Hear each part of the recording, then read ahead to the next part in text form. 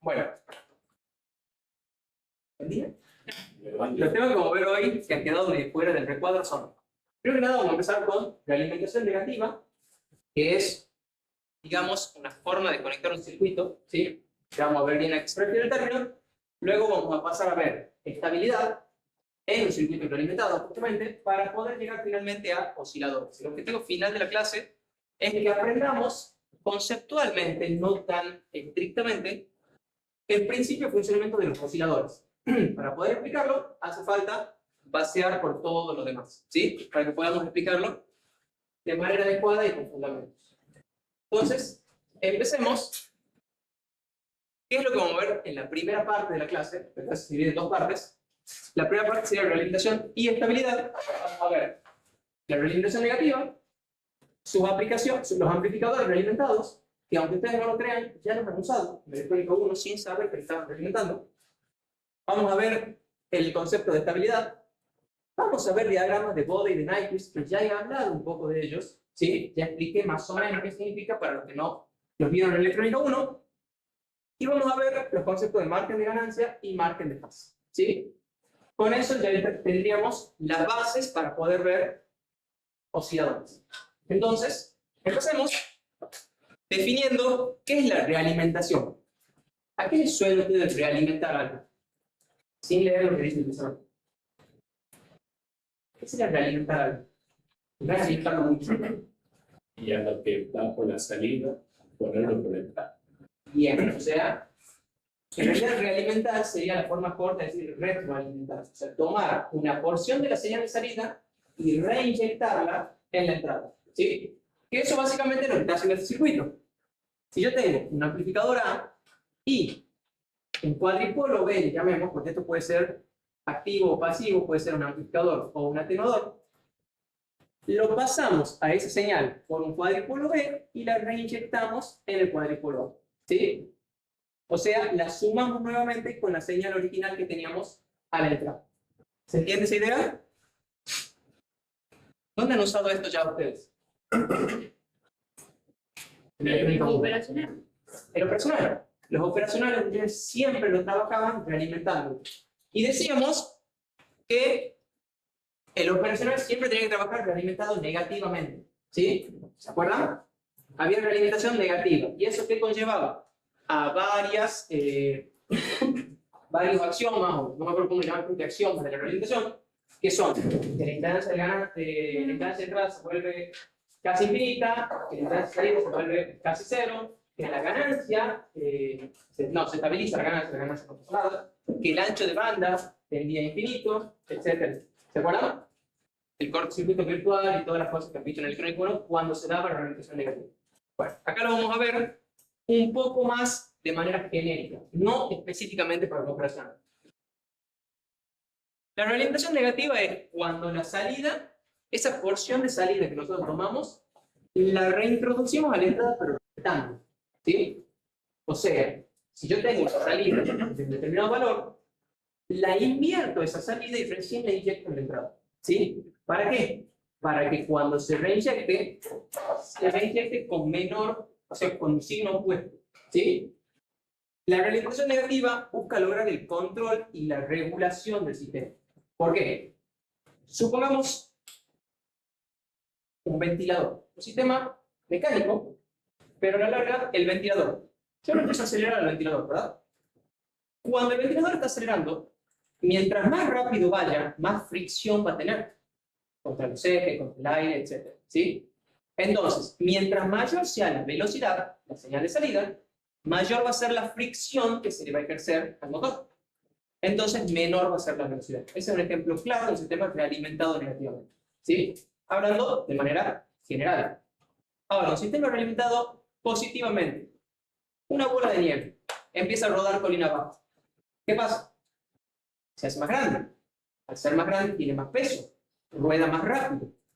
Al rodar más rápido, se hace más grande, más rápido. Tiene más peso. Rueda más rápido. Hasta que tenemos una bola. ¿Sí? ¿Entienden? Se lo llevo a cosas prácticas del día a día, no sé si del día a día, pero cosas más que uno los puede ver para que entiendan el concepto, ¿sí? La realimentación negativa tiende a estabilizar el circuito, a estabilizar el proceso. Mientras que la realimentación positiva tiende a incrementar exponencialmente la respuesta, ¿sí?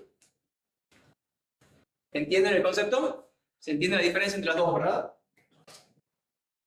Bien. ¿Qué beneficios tiene la realimentación negativa? Ahora hablemos específicamente de la realimentación negativa. Nos permite estabilizar el valor de la ganancia, ¿sí? Nos permite una respuesta en frecuencia mejorada, nos permite controlar las impedancias, ya sea la de entrada o la de salida, nos permite mejorar la linealidad del circuito y también nos permite mejorar la relación señal-ruido del loop. Fíjense, todo lo que nos permite mejorar o controlar en este caso, ¿sí? Porque no necesariamente la impedancia grande mayor es mejor, nos permite controlarlo, nos permite aumentar o disminuir ambas impedancias, la de entrada y la de salida de un amplificador. Pero ¿cuáles son las desventajas? La más grande y principal es que siempre que yo realimente negativamente un circuito, voy a perder ganancias. ¿Sí? Sí o sí, pierdo ganancias. Aumenta el costo y complejidad del sistema, tengo que agregar más componentes a mi circuito, ¿sí? Entonces, evidentemente, se va a hacer más costoso y más complejo. Si estamos diseñando, qué sé yo, una serie de amplificadores, al tener que realimentarlo, bueno, necesitaré más área en el PCB para poner los componentes de la realimentación. El circuito se complejiza, ¿sí? Y este es el más importante, en nuestro caso. Voy a lograr inestabilidad para ciertas frecuencias. Eso es un problema, en principio, ¿sí? Ya vamos a ver cómo sacamos los mejores de problema. Pero, mi circuito, yo digo que mejoro la estabilidad del mismo, ¿sí? Pero, para ciertos valores de frecuencia, el circuito se puede volver inestable. Recuerden esto, ya vamos a ver bien cómo, para qué valor de frecuencia y cómo lo usamos nosotros especialmente, ¿sí? Quiero que recuerden bien esto. Una de las desventajas de la realimentación negativa es que obtenemos una inestabilidad para ciertas frecuencias. ¿Alguien que lo dice cómo darle? ¿Alguien tiene que faltar? Yo creo que no iba a usar mucho el pizarrón, así que estar cambiando cada.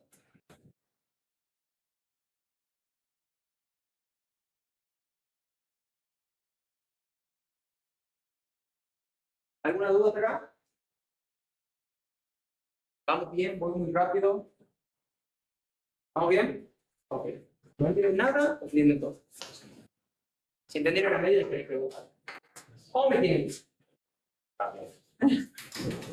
Ah, también, o sea, ya era una de las otras dos y encima el miedo. Bien. Yo he dicho esa. No entiendo el porqué de la ciudad. Para mí el porqué. Ya vamos a ver, eso ya vamos a llegar. ¿Sí? Bien. Topologías. Hay 4 topologías para realizar un circuito.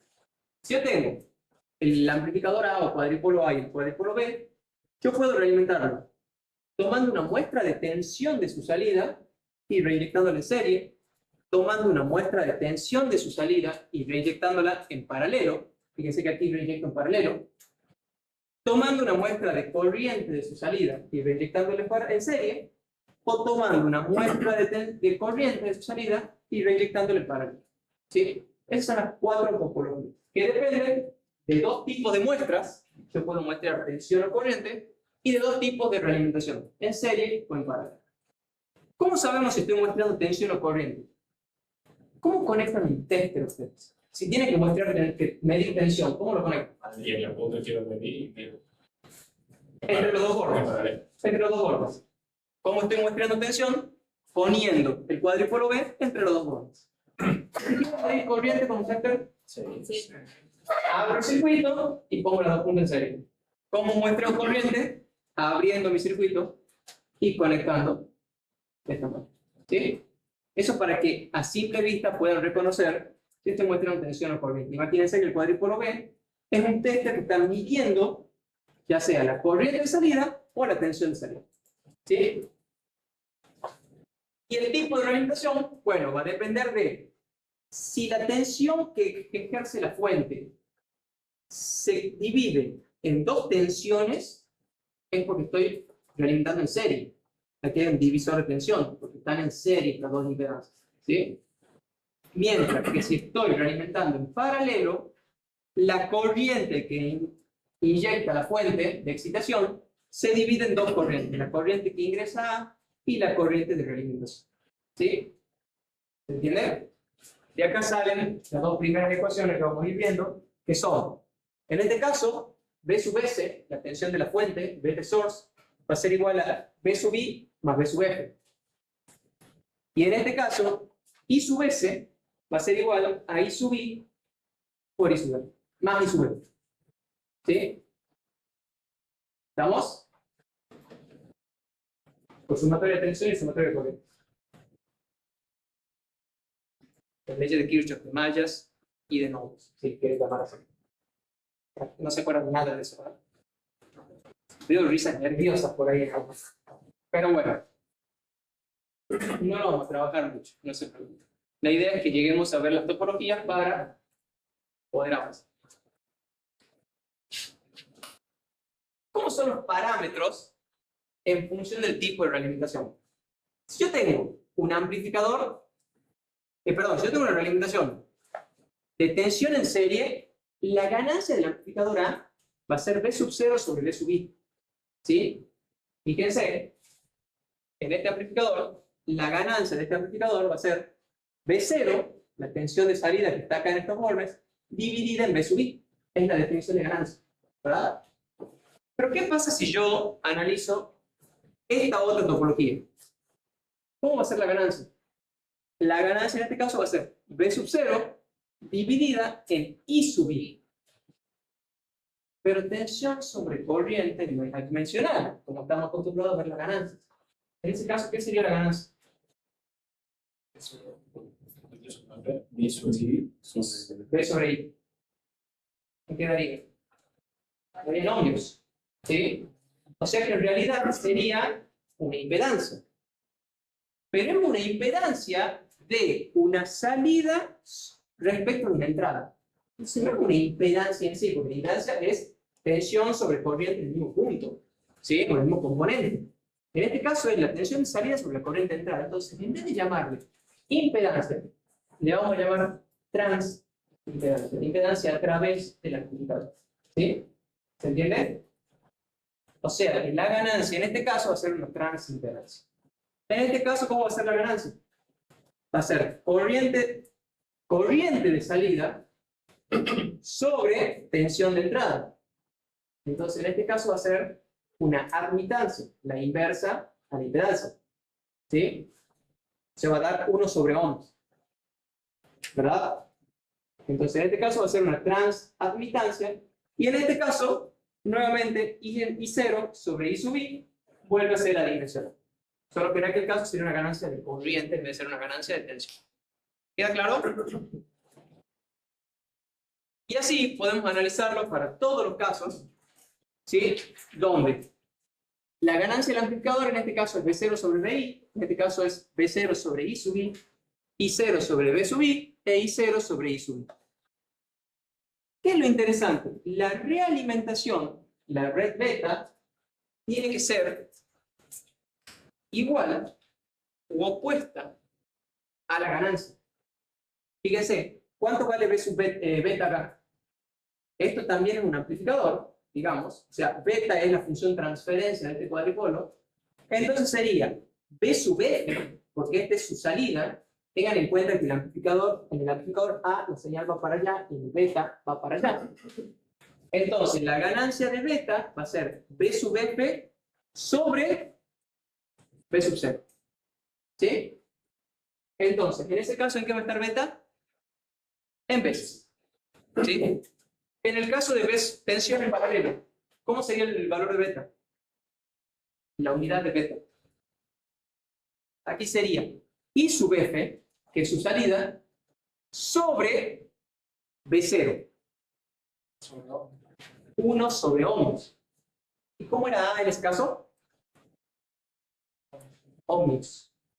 O sea que si yo multiplico beta por A, ¿cómo me da? A la dimensional. ¿Ves? ¿Sí? ¿Estamos?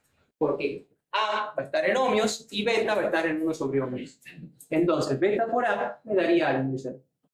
¿Qué pasa en este caso? Donde A estaba en 1 sobre ohmios. ¿Beta qué va a ser? BF sobre... ¿Qué muestrea? ¿Qué tipo de muestra tiene? Corriente. ¿Sí? Entonces va a ser BF sobre I0. ¿En qué va a estar eso? En ohmios. Y este era 1 sobre ohmios. Beta por A vuelve a ser adimensional. Y en este caso, ocurre lo mismo. ¿Sí? En aquel caso, beta va a ser IF sobre I0 adimensional. A ya era adimensional. Beta por A es adimensional. O sea que beta por A siempre va a ser adimensional. ¿Sí? La ganancia del amplificador realimentado, y este es importante, nosotros tenemos en las 4 topologías, tenemos por un lado la ganancia del amplificador A y por el otro lado la ganancia del amplificador B. Pero ¿qué hay de la ganancia del amplificador realimentado? Yo podría suponer que todo este conjunto es un solo amplificador, haciendo un recuadro aquí, ¿sí? Y decir, bueno, ese es mi amplificador. ¿Qué ganancia tiene ese amplificador? AF. O sea, llamamos ganancia A del amplificador realimentado. Por eso la F de FIFA. ¿Sí? ¿Y cuánto valdría? La salida de ese recuadro grande sería B0. ¿Y cuánto sería la entrada? BS. ¿Sí? Entonces, en este caso, AF sería B0 sobre BS. En este caso, ¿cuánto valdría AF?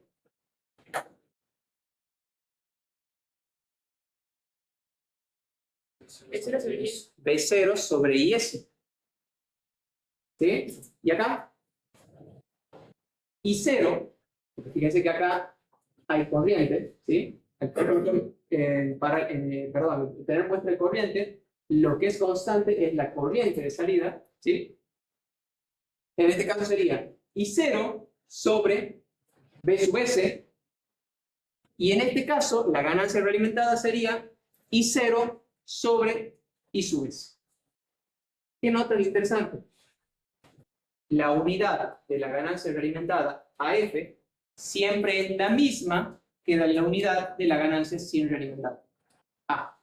¿Sí? ¿Lo ven? La única diferencia es que en vez de usar esta entrada, usamos esta entrada. Pero la salida era la misma. ¿Sí? Y eso es lo que podemos ver acá. La ganancia del amplificador realimentado, en este caso es B0 sobre BS, B0 sobre IS, y 0 sobre BS, y S. ¿Sí?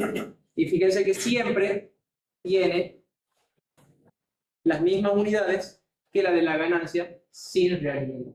¿Sí? Y luego existe lo que le llamamos ganancia de lazo. ¿Y qué es la ganancia de lazo? Básicamente es el producto de beta por A. ¿Sí? Es menos el producto de beta por A. Que sería, si yo me paro aquí, la ganancia que obtengo al darle la vuelta al lazo. ¿Sí? Es directamente el producto de beta por A. ¿Queda claro? Ya vamos a ver por qué es importante la ganancia del lazo. De hecho, es una de las partes más importantes. Y como les había dicho, la ganancia del lazo siempre es adimensional. ¿Sí? ¿Se acuerdan que dije? Que en este caso beta y A tenían la misma unidad. Beta por A era adimensional. En este caso, A era ohmios, beta era Siemens, o 1 sobre ohmios. Beta por A era adimensional. Y así en los 4 casos. ¿Sí? ¿Queda claro? Aunque todavía no entiendan para qué diablos estamos viendo todo esto, pero se entiende lo que estamos viendo por lo menos. ¿Sí? Parece cierto lo que estoy diciendo, ¿verdad? Parece. Ok. Bien. ¿Puedo continuar? ¿Dudas? ¿No? Ya ahí sale las ventajas de la ganancia simple. Ya llegamos. Creo que les puse sí. Por el sí de no. Vamos a ver cómo da la ganancia realidad de un caso particular y ahí vamos a ver cómo queda. ¿Sí? Y ya les voy a dar un ejemplo que han hecho en electrónico seguramente, en el cual veía, se hace claro que el circuito se vuelve más estable, pero pierde ganancia. Bien.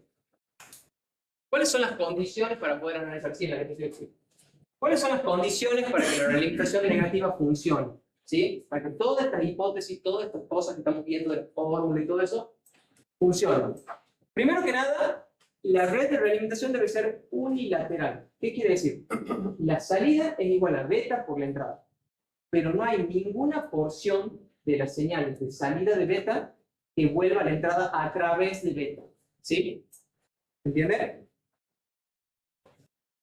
O sea, la señal en la red beta solamente va para allá. No hay nada que vuelva para acá, ¿sí? Lo cual, por supuesto, si la red beta es pasiva, no se va a cumplir, ¿sí? Porque si es pasiva, este amplificador va a aplicar algo acá que va a reflejarse acá. Entonces, si es pasiva de entrada, eso no funciona. Pero bajo ciertos límites y con ciertas condiciones, se puede aproximar, ¿sí? La otra condición es que el amplificador también debe ser unilateral. El amplificador A, estamos diciendo que tanto B como A tienen que ser unilateral. Y que el valor de beta, de esa red beta, tiene que ser independiente de las impedancias. O sea, de la impedancia de entrada y de salida de la red A. ¿Sí? No puede depender de la impedancia de la red A. ¿Cómo nos aseguramos esto? Bueno, normalmente, eso ya lo habéis visto, para que el valor de beta, que es la relación entre tu tensión y tu corriente, vamos a poner este caso, que es la relación entre esta tensión y tu tensión, sea independiente de estas impedancias, ¿qué tenemos que asegurar? Que esta red no la cargue a esta y que esta red no la cargue a esta. ¿Sí? ¿Cómo hacemos eso normalmente? Si queremos que un amplificador no lo cargue al otro, ¿cómo hacemos? ¿Qué significa, vamos un paso atrás, qué significa que un amplificador esté cargando al otro? Y no es que se le está burlando. ¿Qué significa específicamente? ¿Estoy poniendo la tensión? No. Yo tengo un amplificador y a la salida tengo 10. Vos tenés un generador de onda y lo medí en vacío y tenés 10 voltios. Y conecto tu circuito y de repente, ¡pum! La entrada cae a 7 voltios. ¿Qué es lo primero que dice el profesor? Lo estás cargando mucho al generador y vos no lo estás ni levantando ni viendo de él. ¿Qué significa que lo estás cargando?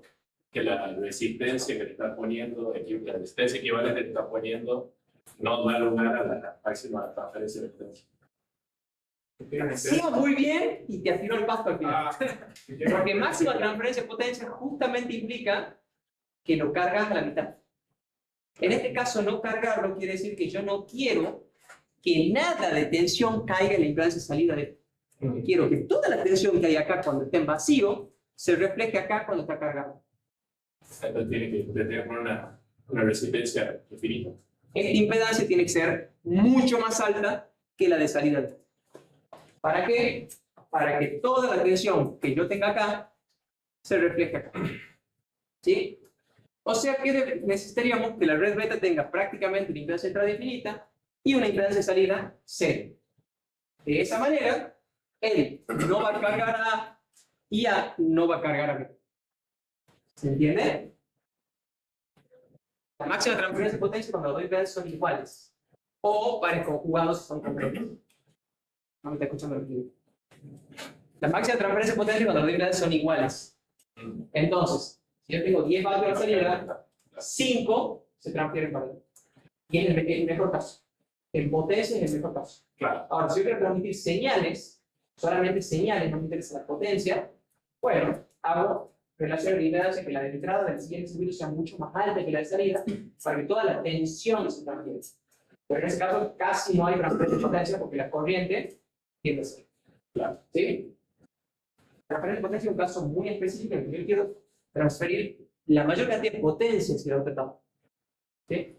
En este caso sería como una medida en vacío, ¿no? Claro, sería como que lo está midiendo en vacío. ¿Alguna duda? Sí. A ver, como que no menciona, digamos, con la electrónica, todas las, por ejemplo, la impedancia de la red beta, Sí. que debe de ser muy alto, que tenga que ser unilateral, porque en electrónica literalmente, digamos, un divisor de tensión, ¿cómo funciona eso? Tranquila, bueno. Justamente estamos diciendo que hacemos aproximaciones. ¿Qué es lo que te decíamos siempre para la resistencia de la red de orientación? ¿Puedo usar una resistencia de 1 mega para realizarlo? No. ¿Puedo usar una resistencia de 100 ohm para realizarlo? No. Tiene que estar entre 1K y 100K. ¿Por qué? Porque la impedancia de entrada del operacional, si es un 741 transistor, es el orden del mega. Entonces me tengo que ir una década por debajo, 100K. Y la impedancia de entrada del operacional es 100 o 200 ohm. De salida, perdón. De salida es 100 o 200 ohm según el operacional. 50 en algunos. Entonces, si uso resistencia de 1K, estoy siempre en un orden por el no, por eso, ¿verdad? O sea, todo lo que les dicen en el electrónica 1, ¿tienen que hacerlo así? Bueno, sale de algún lado. Algunas cosas vamos a ver acá. ¿Sí? ¿Entienden? Si vos quisieras hacer una red unilateral, tendrías que directamente hacer buffers para aislar. Y de esa manera podrías hacerla completamente unilateral y se cumplen todas las cosas que comentó. ¿Otra duda? ¿No? ¿Han hecho la pregunta los demás? Porque qué interesante. Qué interesante para el entendimiento electrónico. Bien. Vamos con la ganancia realimentada. Supongamos, vamos a analizar el circuito más simple, que es realimentación de tensión en C. ¿Sí? Como ya habíamos dicho, la ganancia realimentada vale B0 sobre Bs. Y la ganancia sin realimentar vale B0 sobre B sub I. ¿Sí? ¿Qué significa esto? Si pasamos multiplicando B sub I para acá, quiere decir que B0 es igual a A por B sub I. ¿Sí? Pero B sub I también es igual a Bs menos B sub F. Por malla acá. ¿Sí? Bf es igual a B sub I más B sub F. Esto es una malla. ¿Sí? Ya pensaba que nunca más iban a escuchar el término malla. ¿Sí? Más que para ir a la pileta. Pero en este caso sí. ¿Estamos? Bueno, si B sub S es B sub I más B sub F, B sub I es B sub S menos B sub F. ¿Verdad? Entonces, podemos escribir B sub I como B sub S menos B sub F. Pero B sub F aquí es igual. B sub F es igual a beta por B sub 0. ¿Verdad? Porque ya sabemos que beta era igual a B sub F sobre B sub 0.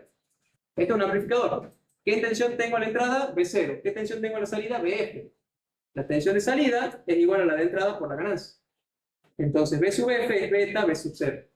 Entonces podemos escribir B sub F como beta B sub 0. ¿Sí? Bien. Hagamos distributiva. Costado acordarme cómo se llama esta propiedad. Iba a decir factor común, pero es justamente la opuesta. Distribuimos la A, nos va a quedar A por B sub S. B sub S menos A beta por B sub 0. ¿Sí? Pasemos esto sumando para acá. ¿Sí? Este que estaba restando ahí lo pasamos sumando para acá. Y ahora sí sacamos factor común B sub 0. ¿Sí? Entonces, ¿qué nos quedaría? B sub 0 por 1 más beta por A. ¿Entienden lo que hice en este paso, verdad? Sí. Pasa que son dos pasos en uno, pero no me entraba mal la diapositiva, tengo que juntarlo. ¿Estamos? Bien. Y si ahora pasamos B sub S para acá y todo este término para acá, dividiendo, ¿cómo nos quedaría? Que B sub 0 sobre B sub S, ¿sí? Porque yo paso B sub S dividiendo para acá. ¿Y aquí es igual esto? A la ganancia realimentada. O sea que la ganancia realimentada va a ser igual a A, que es lo que quedó acá, dividido en 1 más beta por A. ¿Sí? ¿Estamos? Sí. Bien. Cosas a observar acá. Beta por A tiene que ser adimensional, porque lo tengo que sumar con un 1, que obviamente es adimensional. ¿Sí? Entonces, beta por A tiene que ser adimensional. Entonces, este denominador va a ser adimensional. Y si este denominador es adimensional, AF siempre va a tener la misma unidad que A. Cosas que ya habíamos deducido antes de las tablitas. ¿Sí? Lo hemos observado, lo hemos deducido en el circuito. ¿Sí? Entonces, Sí. pero ahí beta para ver la aceleración, Sí. que siempre hay adicional. ¿Estamos? ¿Se entiende esto? Esto lo pueden replicar para cualquiera de las otras 3 topologías. El procedimiento cambia un poquito, pero el resultado que van a obtener es el mismo. AF es igual a A sobre 1 más beta por A. ¿Sí? Y ahora, ¿cuánto vale beta por A? Y bueno, siempre va a ser un número mayor que 0. Entonces, este término siempre va a ser mayor que 1. Porque esto es 1 más beta por A. 1 más algo siempre va a ser mayor que 1. Entonces, como esto siempre va a ser mayor que 1, este siempre va a ser más chico que este. O sea que la ganancia realimentada siempre va a disminuir respecto de la ganancia siempre y cuando haya reducción negativa. ¿Sí?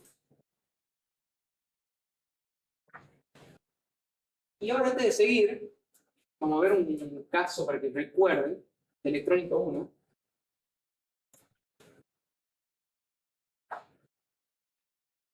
¿Se acuerdan de este circuitito?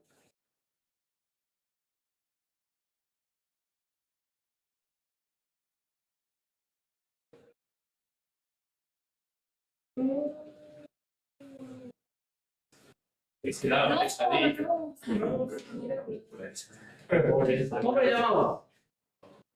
Autopolarizado.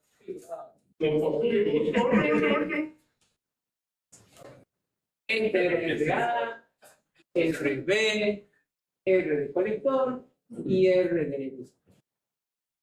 ¿Qué les decían siempre de circuito? Que era estable, se autopolarizaba, ¿verdad? Bien. ¿Y qué pasaba cuando ustedes le ponían un capacitor acá? ¿Qué les decían que pasaba si ustedes ponían un capacitor en el sensor? ¿Cómo? No. ¿Qué pasaba? La pregunta. Es como Había dos cosas.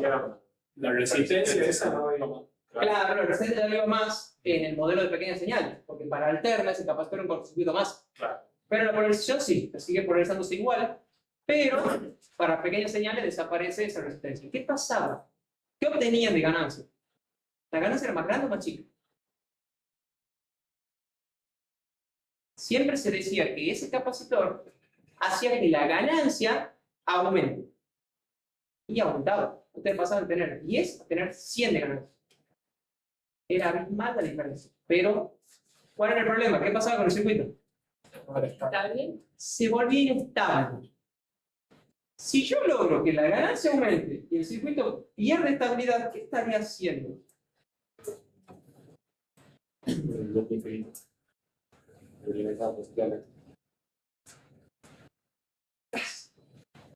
Sacarlo de la alimentación. Podría decirle que sí, porque si está realimentado negativamente y lo realimento positivamente, se anula y debería ser. No, mentira, no es así, no funciona así, pero bueno. Le estoy quitando la realimentación negativa. Esta resistencia RE, ¿sí? Esta resistencia RE representa una realimentación. De hecho, cuando yo tengo la tensión de entrada, la B sub S acá, la B sub S se va a dividir en B sub I, que cae en H y E, más B sub F, que cae sobre RE. Si se acuerdan del modelo de pequeñas señales, la tensión de entrada se divide en dos, como si fuera una realimentación en serie. ¿Sí? Esta resistencia representa la realimentación. Y siempre les decía, no la hagan muy chica porque el circuito se vuelve inestable. Si ponen el capacitor, van a tener más ganancia, pero el circuito se vuelve inestable. ¿Por qué? Porque esta resistencia justamente es la realimentación de mi circuito. Yo al poner el capacitor, anulo esa realimentación. ¿Y qué pasa con mi circuito? Gana más. ¿Por qué? Porque ya no gana A, pero ahora gana A. Pero se vuelve más duro. ¿Sí? Ejemplo claro de que al usar la realimentación fuera de operacionales sin siquiera saber. ¿Sí? Quizás poseen como un problema en el cual calculan cómo depende de las realimentaciones. No. Peter, no sé, no sé. No sé. Lo puedo subir de progreso si les parece mejor. Para que lo vean que quiera. Bueno. Está cerca. No, lo va a hacer que se y lo vas a pasar uno. No, bueno, aparte. ¿Se entiende? ¿Se entiende la idea de la realimentación? ¿Sí? ¿Vamos bien? ¿No se han perdido todavía? volvamos a la diapositiva. Entonces, decíamos que tenemos realimentación negativa si 1 más beta por A es mayor que 1. ¿Por qué? Porque AF va a ser más chico que A. Pero si beta por A se hace menor que 1, lo cual implica que beta por A es negativo, vamos a tener una realimentación positiva donde la ganancia realimtada va a ser mayor a la ganancia sin realimentación. Y acá es donde las cosas se vuelven complejas, porque es donde los circuitos se pueden volver inestables. ¿Sí? ¿Qué pasaba? La balanza. Algo se volvió inestable. Caso particular muy común de realimentación positiva. ¿Alguna vez han visto en algún acto que alguien hable con micrófono o haría el karaoke y de repente se escucha el silbido ese y uno, ¿qué hace uno cuando escucha el silbido ese? Aleja el micrófono, lo tapa, ¿o no? ¿A qué se debe el silbido ese? Que se acopla. Acopla, ok. ¿Qué significa acopla? Y es el término que usa todo el mundo y está bien. Pero ¿qué es lo que está pasando en ese acopla? Que sale, lo que entra el micrófono, sale por el parlante, vuelve a entrar por el micrófono, entonces se vuelve a amplificar. Entonces tenemos una señal, sale el parlante, entra el micrófono, se amplifica, entra el micrófono, se amplifica, entra el micrófono, se amplifica, entra el micrófono, y acá. ¿Sí? Hasta que se amplifica, hasta donde llega la fuente del amplificador y se pone un pitido máximo potencia. ¿Sí? Eso es literalmente lo que está pasando. Hay una realimentación positiva. ¿Qué hacemos nosotros? Tapamos el micrófono para disminuir la ganancia de lazo. Entonces la señal que va aumentando empieza a disminuir. Y se apaga. ¿Sí? Básicamente nosotros al taparlo disminuimos la ganancia de lazo. Disminuimos la ganancia beta. Que beta sería la ganancia de que sale del parlante de que entra en el micrófono. Bueno, le disminuimos el beta y se estabiliza el. ¿Se entiende? Es un caso más electrónico ya de realimentación positiva. No como la bola de. Bien. ¿Cuáles son los efectos que tiene la realimentación negativa y que nos importan a nosotros? Por un lado, disminuye la sensibilidad de la ganancia. O sea, si yo tengo una tanda de 1000 amplificadores y hago que los 1000 amplificadores no sean amplificadores sin realimentar, es muy probable que alguno gane 100 y otro gane 110 y otro gane 90. ¿Sí? La ganancia se puede volver muy variable y dependiente de los componentes. Así también, fabrico 2 amplificadores. Uno lo mando a Tierra del Fuego y el otro lo tengo en Santiago del Estero de la Sierra, y el de Santiago del Estero de la Sierra gana más que el de Tierra del Fuego. ¿Por qué? Depende del calor. ¿Sí? Depende de la humedad, depende de la comparticipación, depende de muchas cosas. Cuando yo realimento un circuito, lo independizo de todos esos parámetros. Lo hago más estable, hago que la ganancia se vuelva más estable. ¿Sí? Hago que la ganancia se vuelva más lineal. ¿Sí? Usted sabe que la ganancia no es lineal. ¿Sí? Cuando yo me acercaba a las tensiones de fuente, se acuerdan que los amplificadores empiezan a saturar, entonces la ganancia disminuye. Por lo tanto, la ganancia no es totalmente lineal.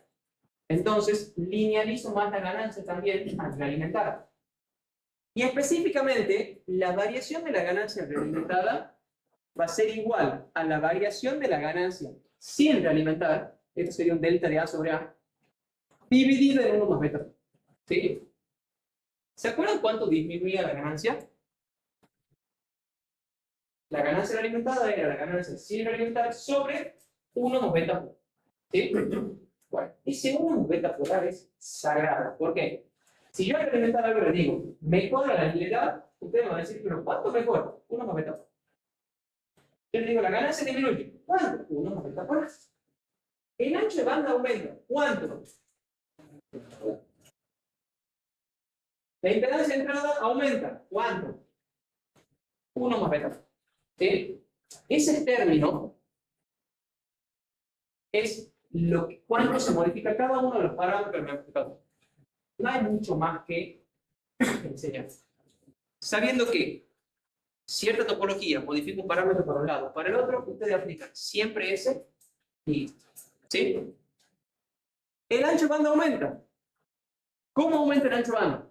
La frecuencia de corte inferior, acá no es que aumenta directamente 1 beta por A, el ancho de banda, sino que la frecuencia de corte inferior es la frecuencia de corte inferior sin realimentar dividida en 1 más beta por A. O sea, la frecuencia de corte inferior disminuye 1 más beta por A. Mientras que la frecuencia de corte superior aumenta, se multiplica, 1 más beta por A. ¿Sí? ¿Qué estamos diciendo?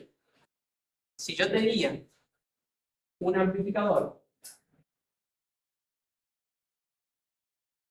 con ese ancho de banda, la frecuencia de corte inferior va a disminuir, al alimentarlo, la frecuencia de corte inferior va a disminuir, pero la frecuencia de corte superior va a aumentar.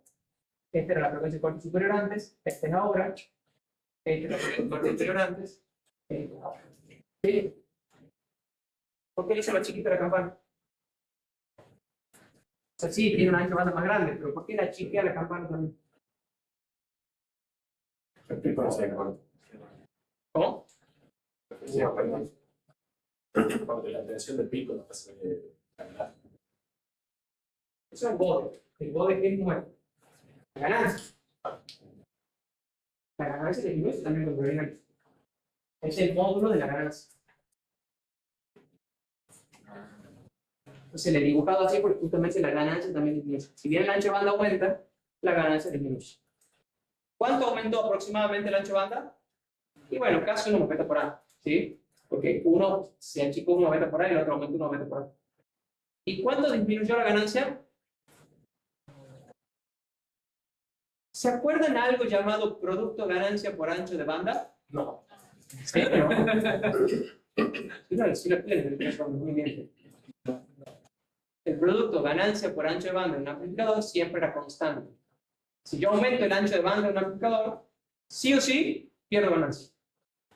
Si yo quiero ganar ganancia, disminuyo el ancho de banda. ¿Por qué? Por eso. Porque uno aumenta 1 beta por A, mientras que el otro disminuye 1 beta por A. ¿Sí? ¿Por qué dice que aumenta la linealidad? Aumenta 1, beta por A no sería 1 sobre. Es que eso es la variación. Claro. Esto es cuánto varía la ganancia. Sí. Si la variabilidad de la ganancia disminuye, la linealidad aumenta. Por eso no puse aumenta, puse mejor. Porque la palabra aumenta iba a confundir ahí, si me lo imaginaba. Lo mismo es confundir. Hay que leer. ¿Se entiende? ¿Ves que varias de las cosas que se les ha dicho como normas, bueno, acaban tomando forma? ¿Sí? Y eso que estamos dando un vuelo muy rasante por todo el tema que es religioso. Ustedes no lo necesitan, lo entienden. Solamente estamos metiendo esto para llegar a osciladores. Pero, para que tengan idea de que todo lo que han visto en el electrónico 1 en materia de circuitos tiene su fundamentación. ¿Sí? De algún lado sale, no son inventos. Bien. Estabilidad. ¿Qué es la estabilidad? Un sistema es estable, y aún así un sistema es estable cuando para cualquier perturbación transitoria la respuesta desaparece espontáneamente en algún momento. Yo tengo un péndulo, lo golpeo. En algún momento el péndulo se queda quieto. Ahora es un muy mal péndulo. Así que si la agarro más después se va a caer. ¿Sí? En algún momento la perturbación desaparece. Eso es un circuito estable. Por el contrario, si yo lo muevo y esto empieza a acelerar, acelerar, acelerar y cada vez más, eso es un circuito inestable. ¿Sí?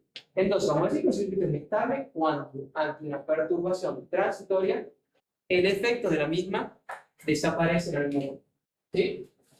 ¿Vieron el caso? No sé, hay un video en respectivo de un auto, un autito de juguete que va sobre una cinta de caminar, una cinta, no sé el nombre, la caminadora, y va con una carga, va con un trailer, digamos, y tiene 3 palitos para que uno le ponga un peso. Viene el video, empieza que le ponen el peso lo más cerca del auto, lo tocan atrás del trailer y se acomoda. Lo vuelven a tocar, no vuelven, se acomoda. Sacan el peso y lo ponen atrás. Lo tocan y se van atrás. Moraleja, traten de poner el peso lo más cerca de su auto donde se el trailer. ¿Sí? Evidentemente hace un efecto, pero bueno, esa es la forma en la que pasamos de un circuito que es inestable, tener el peso muy alejado de la tracción, a un circuito que es estable donde el centro de gravedad está más cerca de la tracción. ¿Sí? ¿Se entiende? Bueno, este será un ejemplo de un circuito estable contra uno y el valor de beta, y esto es muy importante para lo que vamos a analizar a continuación, depende de la frecuencia. O sea, beta tiene un valor de ganancia, digamos, beta es una ganancia, pero no es constante. Yo tengo un beta para una frecuencia y un beta para otra frecuencia.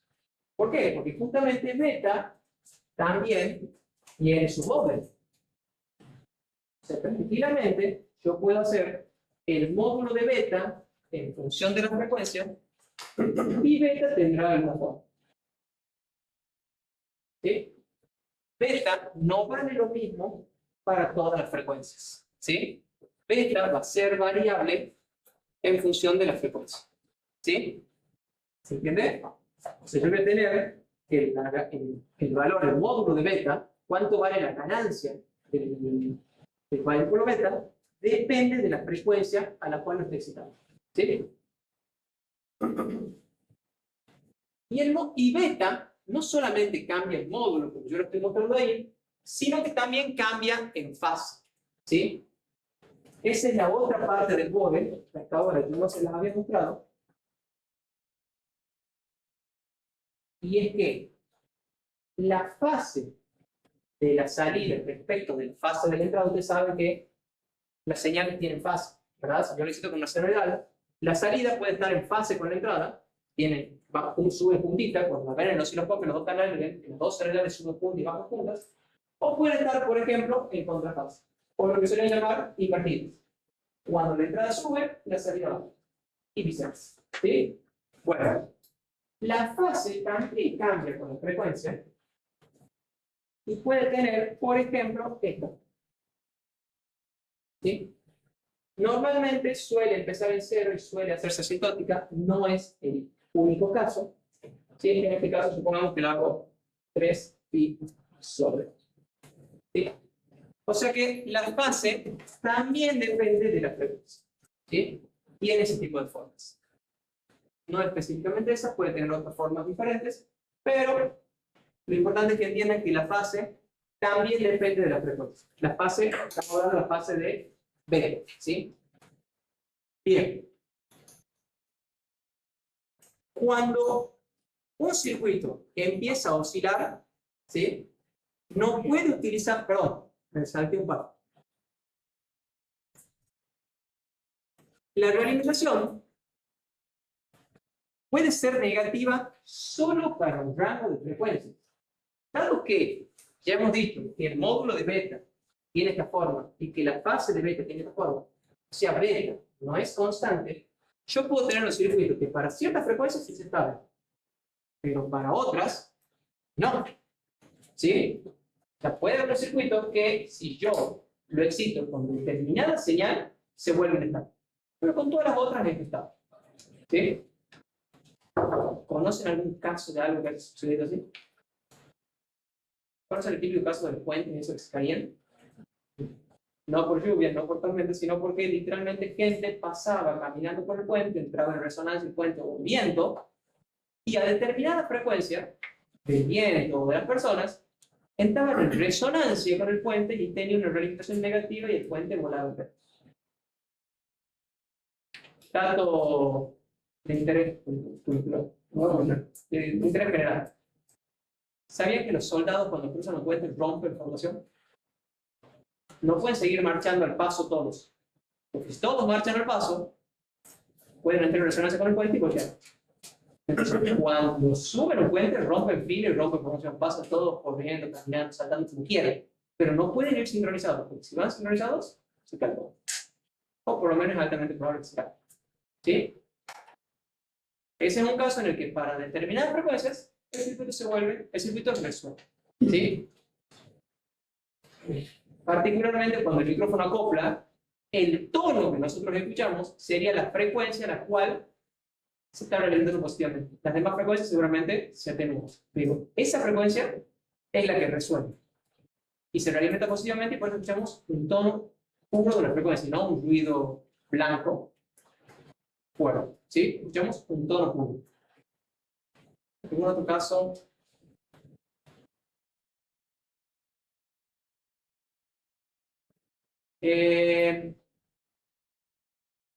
¿Nunca les ha pasado que van en un auto que cierta velocidad el auto empieza a vibrar? Pero si ustedes van más lentos o más rápido deja de vibrar. Justo a esa velocidad, la rueda gira a una velocidad que entra en resonancia con algo, con algún desbalanceo o algo que tenga el auto, y a esa velocidad vibra. O su múltiplo de ese, por lo general, o un múltiplo de esa velocidad.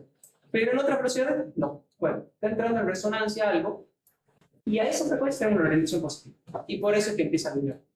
O una reducción más débil de todos los circuitos, de todos los componentes que estabilizan la rueda del auto, digamos, y por eso empieza a resonar y a vibrar. ¿Sí? Un diapasón, por ejemplo. Un diapasón sería un caso muy puntual de algo que resuena. Ustedes le dan un golpe al diapasón y el diapasón empieza a oscilar a la frecuencia natural del diapasón en sí. O sea, dependiente de la forma que tiene, de la mecánica, del material, etc. ¿Saben todo lo que es un diapasón? Hay muchos que no han dicho que sí, porque no saben lo que es un diapasón, ¿verdad? El diapasón es el típico tenedor de 2 puntas ese que se usa en música, ¿sí? Que uno lo golpea y emite un tono. Normalmente se escucha muy bajito, pero lo que se suele hacer es golpearlo y apoyarlo sobre la superficie así, y se escucha bastante fuerte, un tono puro. Por lo general, ¿para qué se usa? Para afinar, gracias. Para afinar un instrumento. O sea, que puede venir un diapasón a 440 Hz, que es un La, llamado La 440 exactamente. ¿Sí? Entonces, Muy preciso. es así, es La 440. Entonces uno lo golpea y tiene que hacer que la tal nota del piano, el La, suene exactamente a esa frecuencia. Y de ahí, bueno, pues afina todas las notas. La quinta cuerda de la guitarra criolla tiene que sonar a La 440 suena, sin tocar ningún bueno, un trapo. ¿Sí? La quinta cuerda es un La. Y si quieren saber, cuando levantan el teléfono y escuchan tú, hasta que alguien lo atiende, bueno, ustedes ya no levantan el teléfono. Cuando marcan el teléfono y piden tú, bueno, eso es un La 440. ¿Sí? Medilo con un micrófono y medilo con el micrófono para 440. No lo vas a hacer. Okay. Yo tengo la aplicación en el teléfono del espectro. El espectróide. Bueno, agarra que alguien llame por teléfono, lo pongas en altavoz, acercarlo a tu teléfono con el espectróide, va a ver que es 440. A ver. Sí. Lo podemos probar en el recreo que tiene. Ya llegamos. ¿Se entiende esto? O sea, ¿qué hemos visto? Tenemos los circuitos relimitados, sabemos que pueden relimitarse negativamente o positivamente. Si lo relimitamos negativamente se vuelven más estables, si lo relimitamos positivamente pueden oscilar o amplificar infinitamente hasta que se saturen. Obviamente no es que va a amplificar hasta que ya nos satura todo, sino que en algún momento llega al límite de la fuente de alimentación, satura. ¿Sí? Sabemos que tanto la ganancia como la ganancia beta, la ganancia de la alimentación, dependen de la frecuencia y por lo tanto podríamos tener un circuito que para ciertas frecuencias tenga realimentación negativa, pero para otras tenga realimentación positiva. ¿Sí? ¿Estamos hasta ahí? Como resumen de lo que vamos viendo. Bueno, hagamos un pequeño recreo. A ver. Sí, hagamos un pequeño recreo y de ahí seguimos con. Sí. Sigamos. Entonces, veamos ahora qué es la ganancia de lazo. ¿Sí? Ya hemos dicho que la ganancia de lazo era beta por A. ¿Sí? Pero ¿cómo la podemos representar? Normalmente se la representa como un número complejo que depende de la frecuencia. ¿Sí? Ustedes ya han visto los números complejos, saben que la transformada de Laplace era un número complejo en función de la frecuencia. ¿Sí? Entonces, normalmente la ganancia de lazo se la representa así. Como un número complejo dependiente de la frecuencia. ¿Sí? Un fasor. Un fasor es justamente una forma de representar un número complejo en coordenadas polares, módulo y fase. ¿Sí? Ah, pero acá no tiene sentido. ¿Cómo que? Ya lo sabés que sí. Ah, Ya llegamos. Sí, tiene muchísimo sentido. como no había algo. Fase. ¿Qué es esto? Uy, uy, uy. Pues no, hoy no entiendo. Fase. La fase que se mide Espera. en grados, en ángulos. En grados. Los ángulos se miden en grados. La fase es un ángulo. La fase justamente cuántos grados hay entre los dos fasores. ¿Sí? De hecho, una señal senoidal se representa como un fasor girando a la velocidad, girando a velocidad angular igual a la frecuencia de la senoidal. Hay muchas matemáticas, no quiero entrar mucho en detalle porque nos podemos ir y se van a dormir o van a buscar otra carrera. Así que no. Bien. Entonces, vamos a denominar ganancia de lazo el producto beta por A, como ya lo hemos dicho, y su valor nos va a permitir estudiar la estabilidad del circuito mediante los diagramas de Bode, lo que hemos visto acá, y o el diagrama polar, que es el que acabo de decir. Si lo representamos como un fasor, vamos a utilizar los diagramas polares. Particularmente los diagramas polares los llamamos diagrama de Nyquist. ¿Sí? No de Nesquik, de Nyquist. Cuando la ganancia de lazo vale menos 1, módulo igual a 1, y las fases menos 180 grados, la ganancia realimentada tiende a infinito. Y ahí es cuando el circuito se vuelve inestable. Entonces, ese punto donde la ganancia de lazo vale menos 1, o módulo 1 y fase 180, es el punto que a nosotros nos interesa, porque ahí nuestro amplificador va a oscilar. ¿Sí? ¿Se entiende? Ya lo vamos a ver de manera gráfica. Diagrama de Bode. Se obtiene graficando el módulo y la fase de la ganancia de lazo en función de la frecuencia. Entonces tenemos el módulo de la ganancia de lazo, que normalmente puede tener esta forma, y la fase de la ganancia de lazo, que puede tener este tipo de forma. ¿Sí? Siempre tiene una asíntota cuando la frecuencia tiende a 0 y otra asíntota cuando la frecuencia tiende a infinito. ¿Sí? O sea, normalmente siempre se vuelve asintótica la fase. La ganancia puede tener asíntotas en diagonal, digamos, pero la fase siempre tiene asíntotas horizontales. ¿Sí? ¿Saben una asíntota? Sí. Y acá vamos a entrar con la definición de margen de ganancia y margen de fase. Hemos dicho que cuando la fase vale, cuando la ganancia vale 1 y la fase vale menos 180, nuestro circuito se vuelve inestable, porque la ganancia tiende a ser infinito.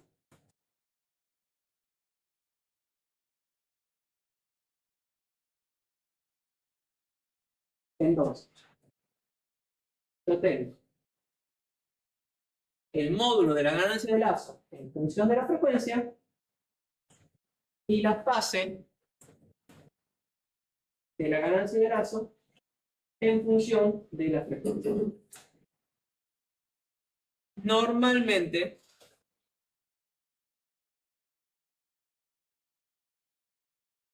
¿este gustaba? Si la ganancia de lazo coincide que la ganancia vale 1, ¿sí? Normalmente dibujamos el 1 en el eje, ¿por qué? Porque esto suele estar en decibeles. Y 1 de ganancia en veces, ¿cuántos decibeles son? 0. Entonces, esto es 0. Y esto va a estar en dB.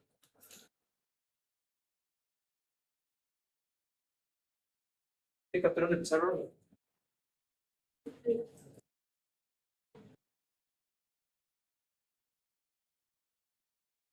Si a la misma frecuencia que la ganancia vale 1, la fase vale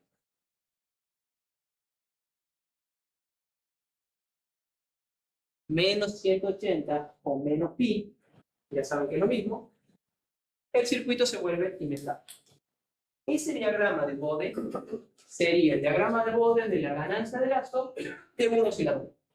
¿Sí? ¿A qué frecuencia oscilará este oscilador? A la frecuencia omega 0, que es esta frecuencia a la cual se mueve eso. ¿Sí? ¿Estamos? ¿Se entiende esto? Bien. Entonces, ¿qué es el margen de ganancia y el margen de fase? El margen de ganancia nos va a decir cuánto más puedo aumentar el módulo de la ganancia sin que mi circuito se vuelva inestable. Y el margen de fase es cuánto me queda de fase para aumentarla, en realidad para disminuirla, sin que mi circuito se vuelva inestable. ¿Qué dice el margen de la tarjeta? La cantidad de plata que puedo gastar. Acá, el margen de ganancia, la cantidad de ganancias que puedo ganar. Fácil. ¿Sí? ¿Se entiende? Bien. Ahí con tarjeta, si no entiendes. Entonces, de manera gráfica, ¿qué significaría esto? En un diagrama de Bode cualquiera, donde yo tengo que acá la fase vale menos 180 y acá la ganancia vale 1 o 0 decibeles, ¿cómo obtengo el margen de ganancia y el margen de fase? Yo voy a ir a la frecuencia que la fase vale menos 180 y de ahí voy a trazar una vertical. Voy a atravesar la ganancia. Esto es cuánto más yo podría levantarme esta curva sin que se vuelva inestable. ¿Cuándo se vuelve inestable? Cuando pasa esto que yo digo acá. ¿Sí? Cuando la fase vale menos 180 grados a la misma frecuencia y la ganancia vale 1 o 0 decibeles. ¿Sí? Entonces, el margen de ganancia me indica cuánto más yo puedo levantar esta curva sin llegar a ese caso. O sea, básicamente es este valor. ¿Sí? Y contradictoriamente, aquí me ha salido una palabra, ese margen de ganancia que ustedes tienen ahí es positivo. A pesar de que está dibujado para abajo. ¿Por qué? Si a mí me falta, si yo tengo márgenes 100.000 pesos en la tarjeta, ¿qué quiere decir? Puedo gastar 100.000 pesos. Y ese margen es positivo, ¿verdad? Porque es lo que yo puedo gastar. Si yo gasto 100.000 pesos, ¿cuánto me queda de margen? Si por algún error he hecho 2 compras en un tiempo, no se han procesado y me dejo gastar 200.000, ¿cuánto me queda de margen? Menos 100. ¿Sí? ¿Se entiende? Entonces, Sí, está muy mal. ¿cómo? Si el sistema deja hacer eso, hay que quitar el título, Luis. Debería, pero supongamos que sucede. ¿Sí? O ha entrado un débito automático y no me quiero dejar colgada la tarjeta y me he hecho el favor. Supongamos. Bueno, entonces el margen de ganancia, en este caso yo todavía puedo ganar más hasta llegar al punto ese donde se vuelve inestable. ¿Sí? Entonces, este margen de ganancia va a ser positivo. ¿Sí? Y el margen de fase se marca en donde la ganancia vale 1. ¿Cuánto vale la fase? Bueno, vale 150 grados. ¿Cuánto puedo desfasar para llegar a 180? Igual, me quedan 30 grados. Este va a ser el margen de fase. ¿Sí? Así se obtiene en una gráfica de Bode el margen de ganancia y el margen de fase. ¿Se entiende? ¿Alguna duda? ¿Vamos bien? Ok. Si el margen de ganancia es mayor que 0, quiere decir que mi circuito es estable. Es un amplificador. ¿Sí? Justamente el margen de ganancia está definido como cuánto más puedo aumentar la ganancia sin que mi circuito se vuelva inestable. O sea, partimos de la premisa que ya es estable. ¿Sí? Entonces, se comporta como un amplificador. Si el margen de ganancia es igual a 0, exactamente igual a 0, vamos a decir que el circuito es críticamente estable. O sea, se comporta como un oscilador, pero es estable. Podríamos decir, por más que suene gracioso, que es establemente inestable. Porque ya es inestable, pero esa inestabilidad está controlada. ¿Sí? O sea, es en el punto en el que lo conocemos como críticamente estable. Pero si el margen de ganancia es menor que 0, yo ya me pasé, gasté de más, podía gastar 100.000, gasté 200.000, entro en modo. El circuito es absolutamente inestable y se comporta de manera saturada. O sea, la ganancia ya se vuelve mayor, la ganancia del lazo se vuelve mayor que 1, por lo tanto la señal empieza a aumentar indefinidamente hasta que, bueno, la fuente en algún momento recortará y mi circuito satura. ¿Sí? Acá. ¿Vamos bien? Bien. ¿Cómo lo veríamos en un gráfico de Bode? Si yo tengo el caso en azul, que es el que habíamos analizado recién, ¿sí? Yo tengo mi margen de ganancia, que es mayor que 0, porque puedo aumentar todavía más la ganancia, y a esta ganancia marco mi margen de fase, que también es mayor que 0, porque yo puedo desfasar más todavía sin que sea inestable. ¿Sí? ¿Qué pasa si aumento la ganancia hasta la gráfica en verde? En la gráfica en verde, ¿qué ocurre? En el punto donde la fase vale menos pi, ¿sí? Acá ven el menos pi, exactamente a esa frecuencia, la ganancia vale 1. Entonces, ¿cuánto más puedo aumentar la ganancia sin que llegue a 1? Nada, ya vale 1. Y en el punto donde la ganancia vale 1, la fase ya vale menos 180 grados. ¿Cuánto más puedo aumentar la fase sin que llegue a 180 grados? Nada, se está en 180 grados. ¿Sí? Ese es el punto donde el margen de ganancia es igual a 0 y el margen de fase es igual a 0. Y es el que hemos dicho que es críticamente estable y es el caso que nosotros queremos utilizar como oscilador. ¿Por qué? Porque va a oscilar, porque el circuito es inestable, pero esa oscilación va a ser estable. ¿Sí? Va a ser controlada. Por eso es que le digo que es inestablemente estable. Establemente inestable. Pero si aumento aún más la ganancia, ¿sí? La aumento un poco más, en ese caso ya el margen de ganancia es menor que 0. Donde la fase vale menos pi, subo y la ganancia vale 2. ¿Cuánto más puedo ganar para llegar a 1? Menos 1. ¿Sí? Porque ya gano 2. ¿Y cuánto más puedo ganar para llegar a 1? Ya me pasé. ¿Sí?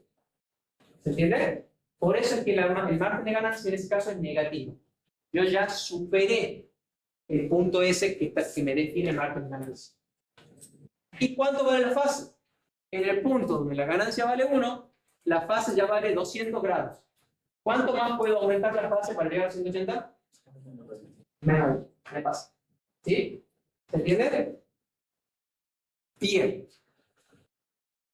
Ahora, ¿qué pasa si yo decido, tengo la mala idea, de pasar estos diagramas polares? ¿Qué representa un diagrama polar? ¿Cómo se hace un diagrama polar?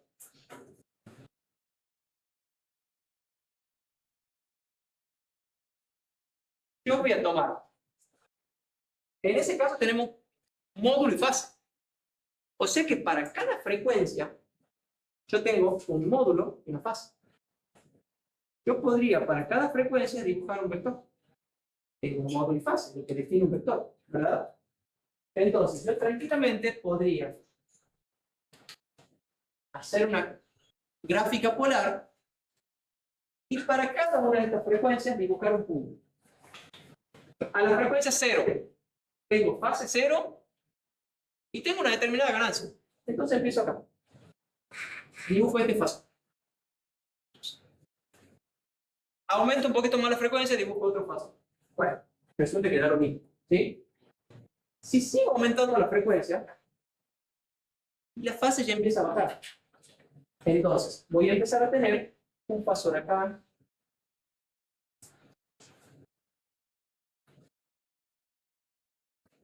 Voy a tener.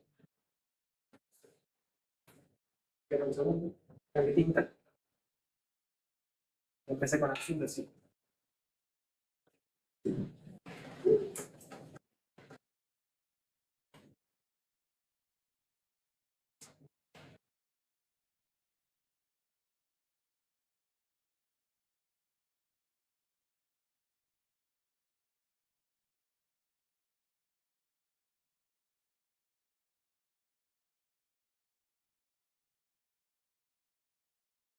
Voy a tener un fasor aquí, otro fasor aquí,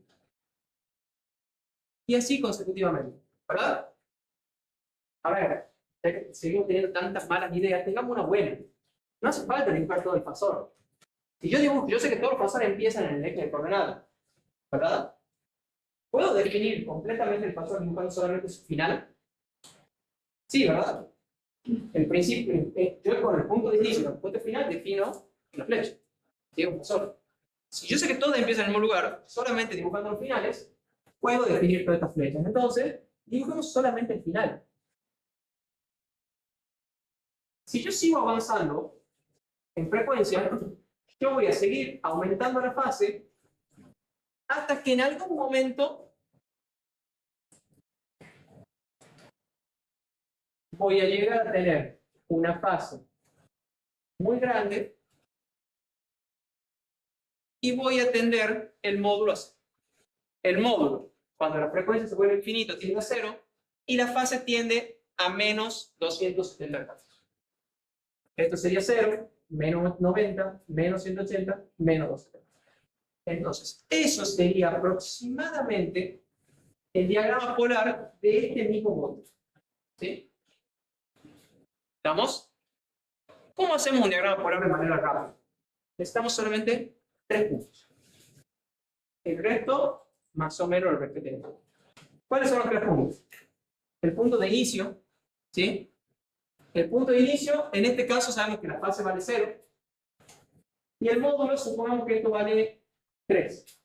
Bueno, 1, 2, 3. Ese punto arranca en 3. ¿Sí? El otro punto importante es cuánto vale el módulo cuando la fase vale 180. ¿Por qué? Cuando la fase vale 180, en este caso el módulo vale 1. Entonces, cuando la fase valga 180, yo sé que el módulo tiene que valer 1. Marco este punto, y el último punto es, ¿a cuánto tiende la fase cuando la frecuencia tiende a infinito? Menos 3 pi sobre 2. Entonces yo ya sé que la gráfica va a ingresar por arriba. Si la fase tendiera a menos 2 pi, por ejemplo, supongamos que tendiera a menos 2 pi, entonces yo tendría que haberle hecho una vueltita más y que entre por acá. ¿Entienden? Sí. ¿Sí?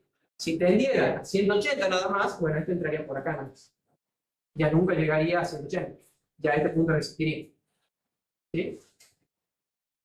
¿Entienden? ¿Entienden más o menos cómo, de dónde surge el diagrama polar? Sí. ¿Sí? Es básicamente agarrar el borde y ir recorriendo la frecuencia y marcando punto a punto.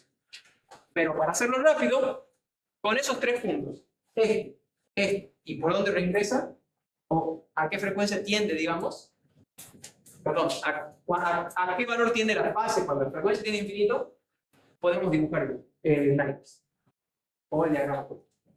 ¿Y por qué siempre trabajo con ángulos negativos? Porque la salida debería atrasar respecto de la entrada por principio de causalidad. No podrías adelantar la fase. Quiero creer esto. Creo que se lo puedo. No puedo prever lo que va a pasar a mi entrada como para ir anticipando con la salida. No. Si la salida está desfasada de 90 grados hacia adelante, decimos que en realidad son 270 grados hacia atrás. Por causalidad. Porque si no, ¿cómo sabía el amplificador que estaba por entrar la señal para ir tirando salida antes? No podría. ¿Sí? Quiero creer que lo creo. ¿La verdad? La clase pasada me quedó con una pregunta que alguien me dijo y quedé en averiguar y ya ni me acuerdo cuál era. Mandar al disco, como si no Era el hubiera- cálculo de la tensión, cuando había ruido, no por si térmico, pero si el ruido térmico, el valor de tensión que se calculaba si era Es efectivo verdad, tenés razón. o eficaz. Mandar al disco. Sala común. Así le respondo, creo que la busco bien y la respondo. Porque si no me olvido. Perdón. Bien. ¿Entienden dónde sale el diagrama polar? Porque ahora se complica. Y sí. ¿Qué esperar? ¿Qué pasa si yo replico esto en diagrama polar? Acá está la explicación de cómo se hace el diagrama polar. Se obtiene graficando punto a punto sobre un plano polar, los pasadores, bla, bla, bla. Ya lo hicimos en el pizarrón y ya son masters en diagramas polares. Único dato interesante, para los estrictamente matemáticos, la frecuencia no va de cero a infinito, sino que va de menos infinito a infinito porque es un número real. No puede generar frecuencias negativas, entonces para nosotros no existe. Pero para los estrictamente matemáticos, sí. Entonces, el diagrama polar tiene su contraparte negativa, que va para las frecuencias desde menos infinito hasta cero. Y luego de cero a infinito. ¿Sí? En algunos libros van a ver que hacen el estudio así. algunos libros son muy rigurosamente matemáticos, no tan ingenieriles, y hacen el análisis completo. ¿Sí? Bien. ¿Qué pasa si nosotros le hacemos el Nyquist a nuestro circuito? Perdón, antes. ¿Cómo vemos el margen de fase y el margen de ganancia en este Nyquist? Bueno, ¿qué era por definición el margen de ganancia? ¿Cuánto más puedo ganar en el punto donde la fase vale 180 grados? La fase yo sé que vale 180 grados exactamente acá, donde corta el eje. ¿Sí? ¿Cuánto más puedo ganar? Es cuánto me falta para llegar hasta este 1. Yo puedo dibujar un círculo de radio unidad y en el punto menos 1 podría dibujar un círculo de radio unidad, ¿sí? Que me podrían ayudar. Entonces, esto es lo que me falta donde la fase vale 180 para llegar a 1. Eso literalmente es el margen de ganancia. ¿Sí? Y ahora, el margen de fase es cuánto más puedo aumentar la fase cuando el módulo ya vale 1. Ustedes dan cuenta que el F no es este círculo, sino que cuando corta este círculo, el círculo está dibujado en el eje. En este punto, no acá, está mal la flechita. En este punto, el módulo valdría 1. ¿Verdad? Porque estoy cortando el círculo este que vale 1. Entonces, en este punto, el módulo vale 1. Y en ese punto, yo puedo calcular cuánto es la fase, el ángulo que nos separa de la parte negativa del eje real. Ese ángulo es cuánto más puedo aumentar la fase sin llegar a tener 180 grados. ¿Entiendes? Fíjate cómo la fase acá se vuelve. ¿Sí? Literalmente. Entonces así es como vemos el margen de ganancia y el margen de fase en el diagrama polar. Y si repetimos lo que hemos hecho antes, ¿cómo quedaría? Nuestro amplificador sería este, donde el margen de ganancia es positivo, está hacia la derecha del punto de ganancia de unidad. Este es el punto de ganancia de unidad, a pesar de que el menos 1 esté aquí medio corrido, sería este, ¿sí? Fíjense que es donde corta el círculo este. El margen de ganancia es esto, cuánto más puedo aumentar, y el margen de fase es esto, cuánto más puedo desfasar. La gráfica en verde sería un oscilador que corte el eje exactamente en el punto de unidad, de módulo unidad. ¿Por qué? Porque cuando el módulo vale 1, la fase vale exactamente 180. Que es lo que hablábamos de un circuito críticamente estable. ¿Sí? Y el circuito saturado sería aquel que tiene una ganancia mayor a 1 cuando la fase vale 180. ¿Sí? O sea, el fasorcito que dibujo este punto es un fasor que tiene un módulo más grande que 1 y fase menos 180 grados. ¿Lo ven? Esta gráfica sería la equivalente en Nyquist a esta. ¿Sí? Esto sería Bode, esto sería. ¿Sí? Tengo una duda. ¿Dónde está el menos 1 de amplitud en la Bode? Claro, no me acuerdo dónde se le... Menos 1 es módulo 1, fase 180. Esto es módulo 1. Ah, Y fase 180 quiere decir que está invertida. Y ya hemos dicho que en un amplificador de ganancia menos 1, estamos diciendo que gana 1, pero la fase está invertida. Pensaba que la línea era 0. La fase es 0 de menos. 1 es módulo. Por eso es un módulo. Claro. Esto no tiene valores negativos, es un módulo. ¿Sí? Por eso es que justamente tenemos eje. Si no, tendría 0. Claro. ¿Ok? Módulo. Está representado en decibeles y por eso tenemos valores negativos. Menos infinito de B es 0. No se olviden de eso. Y para ir terminando, vamos ahora con lo que es osciladores. Vamos a ver criterio de oscilación, criterio de descendido, oscilador controlado por tensión y finalizaremos con PLL. ¿Sí? Bien. Ya hemos visto qué es lo que hace un circuito oscile. ¿Sí? Que es que tiene que tener módulo igual a 1 y fase menos 180 grados. Esto es lo que se conoce como el criterio Barkhausen. ¿Sí? Establece que para que un circuito oscile, la ganancia del lazo debe valer módulo 1 y fase 180 grados, o menos 1.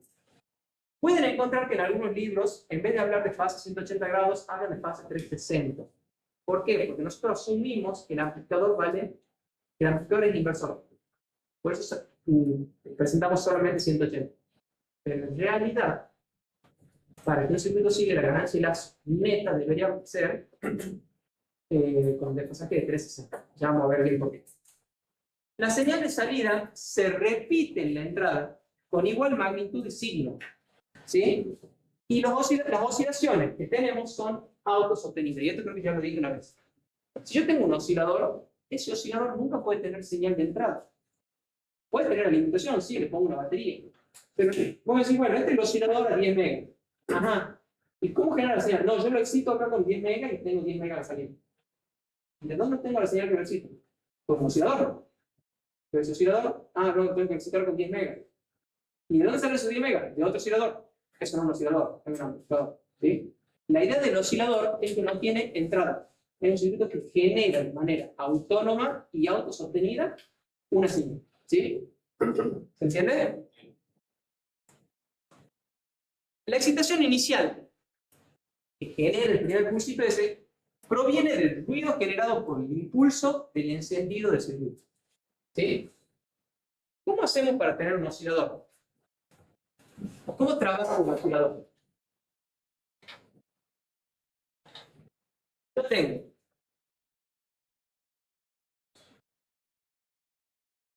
sí, falta mucho que siempre pasa. Está muy bien. Yo tengo mi amplificador A, mi red beta, y acá está la salida. Vamos a simplificar el diagrama así como está ahí. Y tenemos solamente. ¿Sí? Supongamos que yo ya tengo mi oscilador funcionando, entonces yo acá tengo una señal senoidal. Esa señal senoidal, al darle la vuelta al lazo, vuelve a este punto con mismo módulo y misma fase. Por lo tanto, vuelve a repetirse esta señal. Y luego vuelve a repetirse, y luego vuelve a repetirse. Y así es como funciona un oscilador. La señal da la vuelta al lazo y siempre vuelve con la misma amplitud y misma fase. ¿Por qué decimos que tiene que tener una desfasaje 180? Porque este amplificador es el inversor. Entonces, si acá la señal que sale vuelve a llegar acá con misma amplitud, pero fase invertida, va a salir en misma fase. ¿Sí? Bien. Ahora, ¿de dónde proviene ese oscilador? Todo muy bonito. Yo tengo una señal senoidal, da la vuelta y vuelve a generarse la misma, vuelve a generarse la misma, vuelve a generarse la misma. ¿Pero de dónde sale ese primer pulso? ¿De dónde salen las primeras excitaciones? Introduce la tensión. Acá, por ejemplo. ¿Se acuerdan cómo era el amplificador como dijo recién? Teníamos, y acá se vuelven a aceptar todos.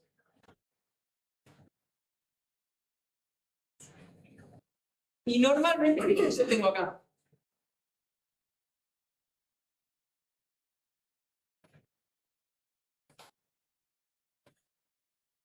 Yo en este punto, si está bien polarizado, ¿qué tensión de continua mido? Para tener máxima exclusión.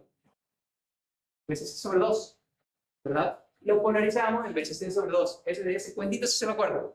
Ok. Entonces, la tensión continua en este punto vale VCC sobre 2. Pero cuando este está apagado, esa tensión vale 0. ¿Sí? Cuando yo enciendo la fuente de mi amplificador, esa tensión que valía 0 sube hasta VCC sobre 2. ¿Verdad? Después del capacitor que hay, no queda VCC sobre 2, sino que se descarga.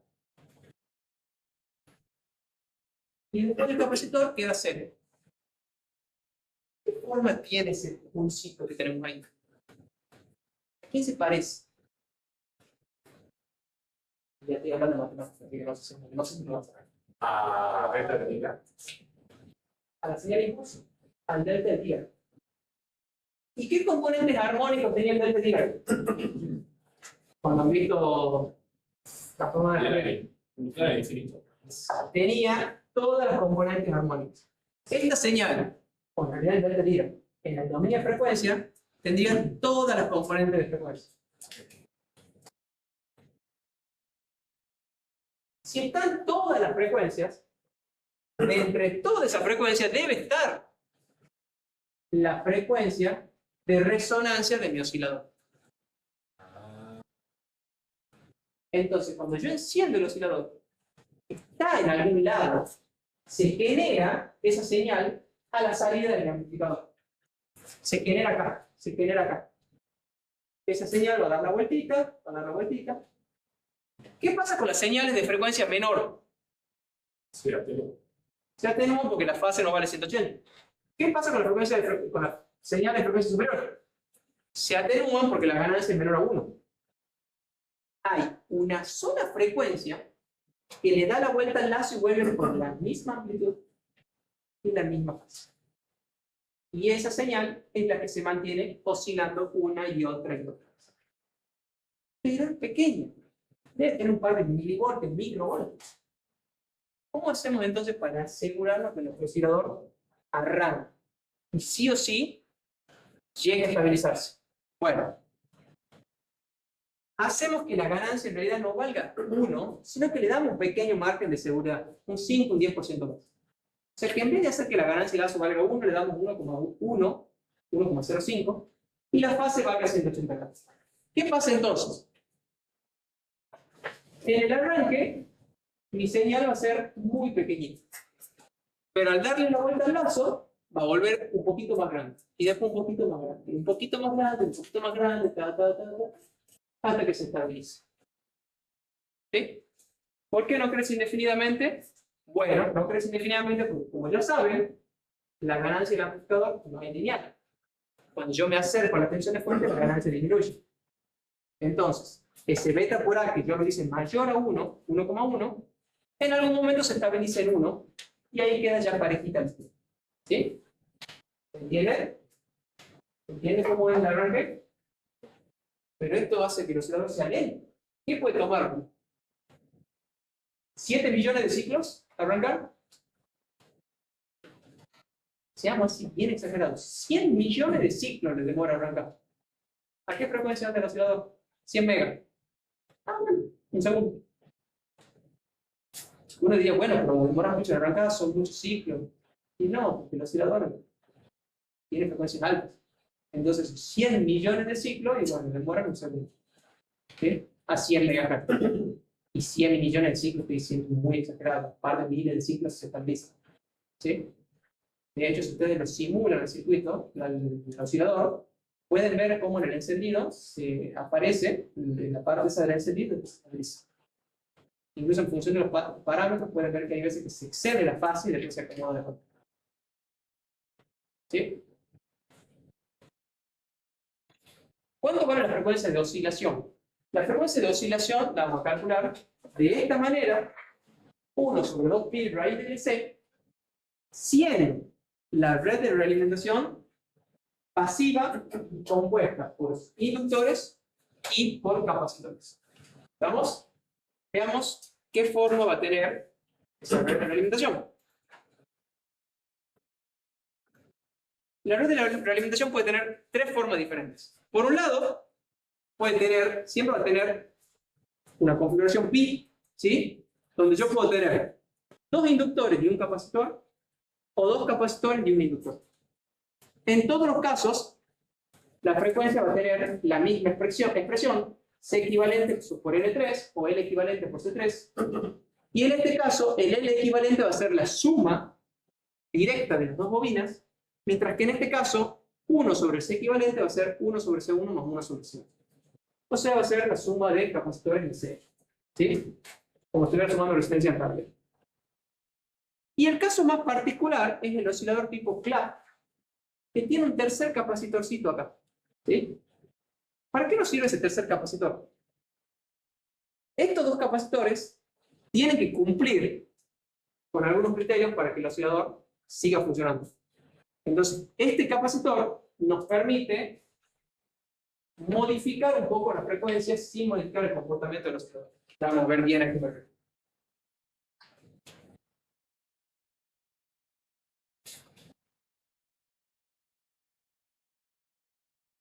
¿Vamos bien hasta ahí?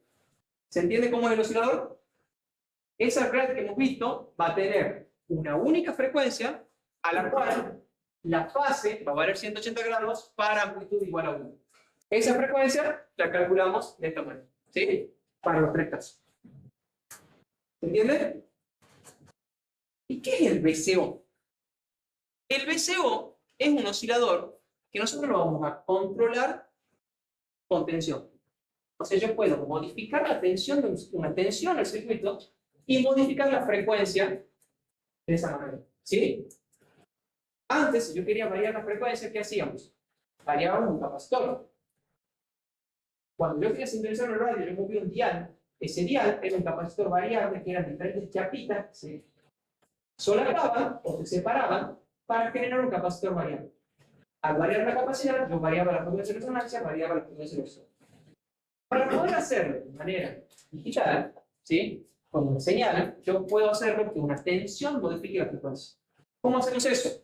Vamos a utilizar un diodo, ¿sí?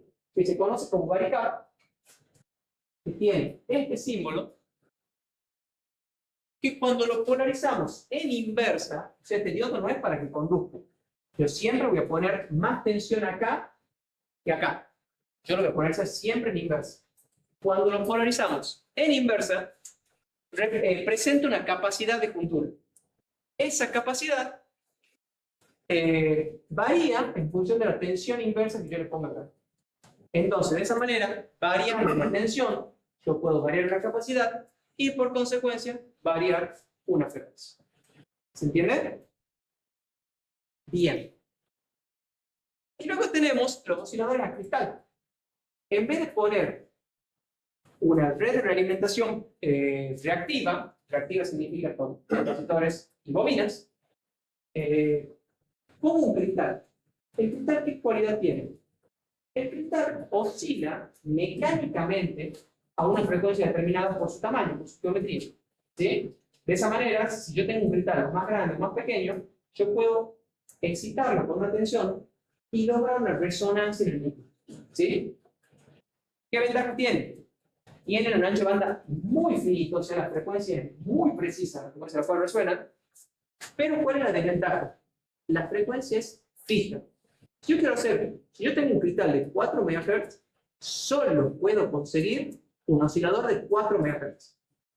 Quizás 3,999 y 4,001. Pero más que eso no me puedo mover. ¿Y cuál es el mayor problema? Si yo quiero hacer un oscilador a 7,35 y 42 MHz, no consigo un cristal de esa frecuencia. O sea, no vienen cristales de todas las frecuencias. ¿Lo puedo hacer fabricar? Puedo. ¿Tengo la plata para comprar 100.000 cristales? Seguramente alguien me lo fabrica.